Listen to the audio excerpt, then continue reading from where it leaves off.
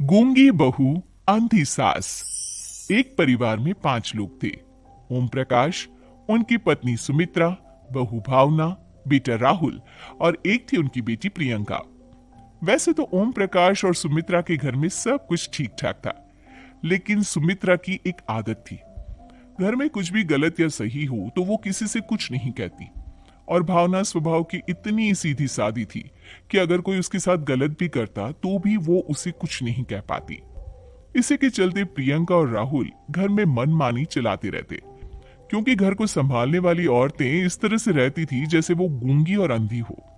माँ, मैं अपनी सहेलियों के साथ पिकनिक पर जा रही हूँ ठीक है बेटा, चली जाओ।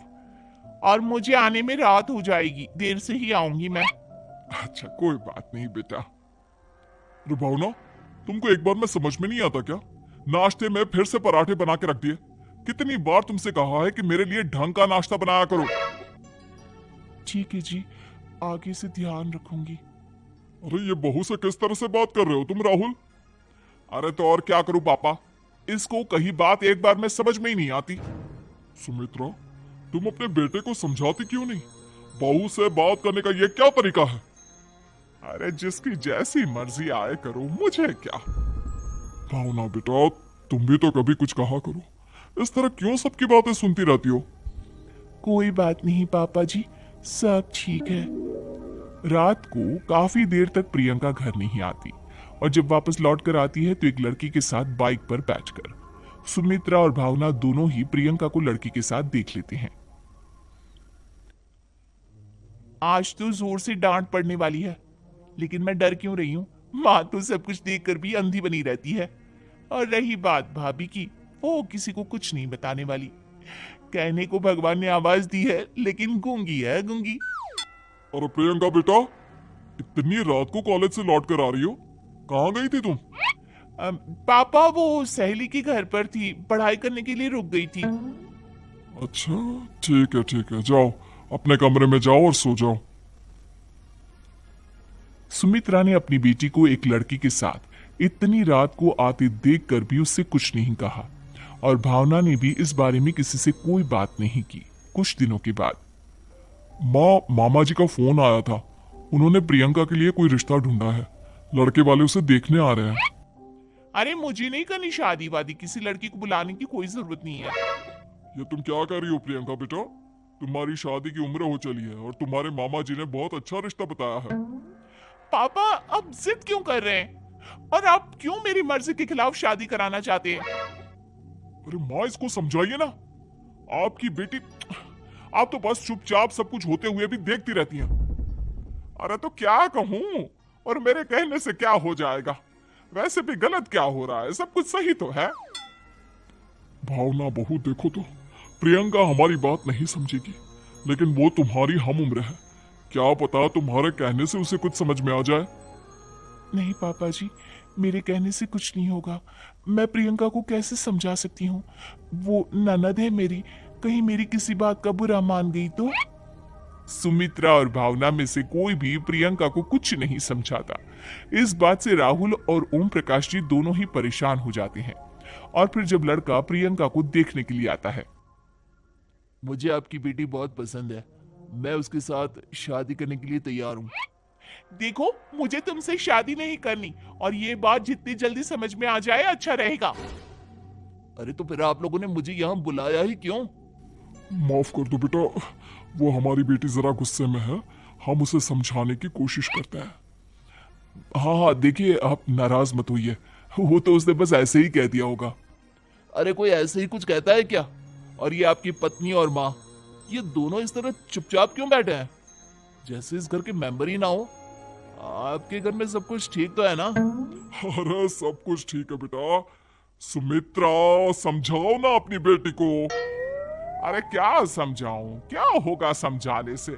सब ठीक ही तो हो रहा है, गलत क्या हो रहा है? भावना, प्रियंका को अंदर लेकर जाओ और उससे समझाओ कि कितना अच्छा रिश्ता है। इतना अच्छा लड़का है, इस तरह से बिहेव ना करे। नहीं नहीं जी, मैं किसी से कुछ नहीं कह सकती जी। अरे अजीब परिवार है, मुझे तो यहाँ से निकलना पड़ेगा। इस तरह से तो आपकी बेटी की शादी किसी से नहीं हो सकती। जिसके घर की औरतें गूंगी और अंधी बनकर बैठ जाए, उस घर का कुछ नहीं हो सकता। ओम प्रकाश और राहुल सुमित्रा और भावना की हरकतों की वजह से बहुत परेशान हो जाते हैं। एक दिन वो दोनों आपस में बात करते हैं। पापा, समझ में नहीं आता कि भावना और माँ को कैसे समझाया जाए। सही कहते हो बेटा, तुम और मैं काम के सिलसिले में सारा दिन घर के बाहर रहते हैं और घर की दोनों औरतें जिन्हें सारा घर संभालना चाहिए गूंगी और अंधी बनकर बैठी हैं। पापा, आप ही बताइए इसका क्या उपाय है। मेरी तो कुछ समझ में नहीं आता बेटा, लेकिन हमें कुछ तो करना पड़ेगा क्योंकि इन सब की वजह से प्रियंका बहुत ज्यादा बिगड़ती जा रही है। तुमने देखा उसे किस तरह से बिहेव किया था। अरे लेकिन पापा, हम करेंगे क्या? हमें एक नाटक करना होगा। कुछ दिनों के लिए हम भी गूंगे और बहरे बन जाते हैं, उसके बाद इन दोनों औरतों को अकल आएगी। हाँ पापा, शायद आपकी बात ठीक है। हम दोनों हर बार बात को संभाल लेते हैं और इसी वजह से माँ और भावना कुछ भी करने की कोशिश ही नहीं करते। और फिर अगले दिन, भावना, नाश्ते में क्या बनाया है? जी पराठे बनाए हैं। मेरे लिए पोहा बना दो। अच्छा जी ठीक है, अभी बना देती हूँ जी। बहू, नाश्ते में क्या बनाया है? पापा जी, पराठे हैं और पोहे बन रहे हैं। अरे बहू, मुझे तो उपमा खाने का मन था, मेरे लिए उपमा बना दो। ठीक है पापा जी, अभी बना देती हूँ। भाभी, जल्दी से जरा मेरा कॉलेज का टिफिन तो पैक कर देना। और सुनो, मुझे ना भिंडी की सब्जी खाने का मन है। सुमित्रा चुपचाप बैठी बैठी सब कुछ देख रही थी। उसने किसी से कुछ भी नहीं कहा और ये देखकर भावना को मन ही मन गुस्सा आ रहा था, लेकिन वो किसी से कुछ नहीं कह रही थी। उसे लग रहा था कि ओम प्रकाश जी, जो हमेशा उसकी साइड लेते थे, वो भी आज चुपचाप बैठे हुए थे। शाम के वक्त प्रियंका अपने बहुत सारे दोस्तों को लेकर घर आती है और उधर दूसरी तरफ से राहुल भी अपने ऑफिस के दोस्तों को लेकर घर आ जाता है।